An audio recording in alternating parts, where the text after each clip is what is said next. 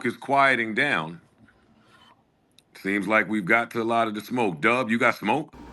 All right, y'all. So Joe Budden discusses the end of the podcast boom, stating that the era of numerous podcasts and companies emerging is over.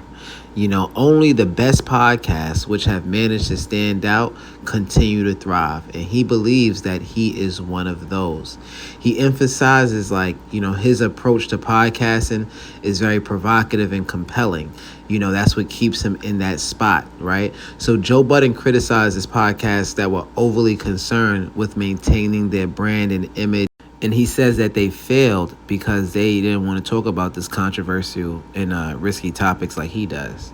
Now, Joe Budden advocates for embracing jokes and arguments that might not be appropriate for all audiences.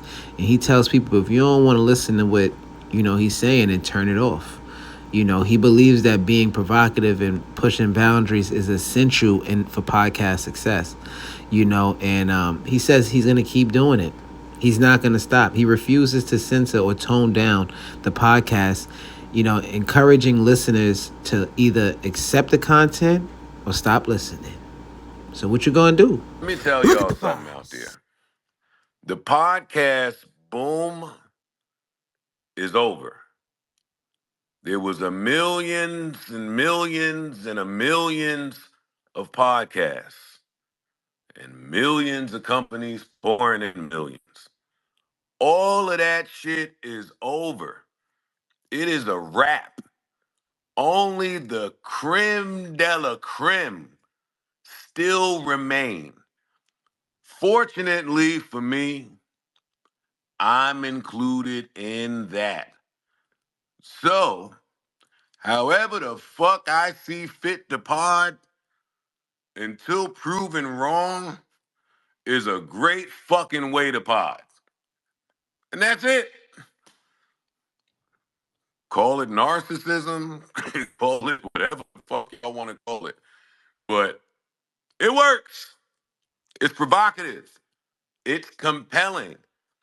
All of those pods that went to work and cut a mic on and was being like true to themselves and I would never do, I can't talk, I can't gossip, I can't say this, I gotta protect my image and my brand and my brand.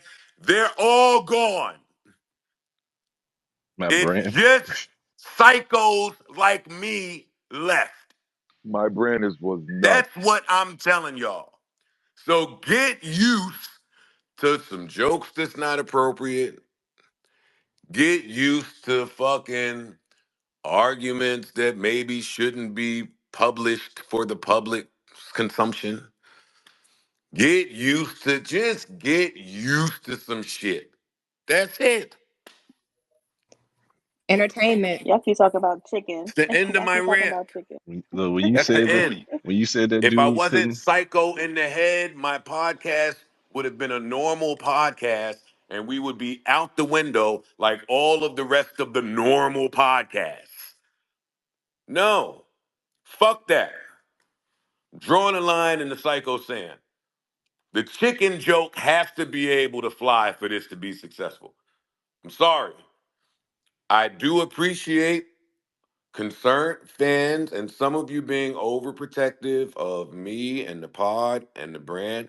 I also acknowledge some of y'all having PTSD because of the journey that has been. But god damn it, if the chicken joke can't fly, then there's like mad other jokes that can't fly. And I just Nigga, the don't really paper want don't to. care. I'm not going to work doing all of this bleeping. I'm not. he can kick. If the chicken Toughen joke up, can't or fly, turn it off. I'm here to be the best potter I can possibly be. Toughen up or turn it off. Or just get the fight out of here. Fuck it. So Joe is confident that his podcast remains significant in the industry, and he dismisses all of that other talk that everybody else is saying. Like, it's kind of BS to him. Like, he honestly wanted Complex to give academics that number one spot. You know what I'm saying? But for me, I like Castanet a lot. You know, he's new to the game and everything, but they gave him number 3 on the list. And I think that's a little far fetched. You know, he got that spot before Charlemagne, you know, and a lot of other people, even though he helped a lot of people's, a lot of artists, promotion and marketing, and he did a lot for a lot of artists in this last year, but I don't think that he deserved number 3. You know, he's just so fresh in the game. I think that's a little disrespectful to a lot of people, but a person like Charlemagne, we're respected, and he wants young brothers to win, so he probably wouldn't care that much. And one other critical point Joe touches on is the content structure. You know, those long intros and segments that used to captivate the audience are now seen as dragging to a lot of people that's been watching the pod for a long time. And Joe believes the podcast could be in a little bit of a down cycle, but is optimistic that, you know, things will pick up after the summertime because some of his co-hosts, they go on vacation, and, you know, they just chilling right now, so they not taking things that serious. And he knows that things have changed a little bit since Flip's suspension, and they're trying to get back on that. You know what I'm saying? The energy is just a little bit different, you know what I'm saying, on them couches. And it is what it is. But let me know what you guys think. Do you think Joe was going too crazy on the rant? Do you think he could have calmed down a bit? Let me know what you think in the comments, man. Anything. And follow me at the Files with Dub on Instagram, and follow me at the Files with Dub on Twitter. And we will be back with the files. My guy Dub too. That's my man though. Gang gang. That's my man, Big Dub.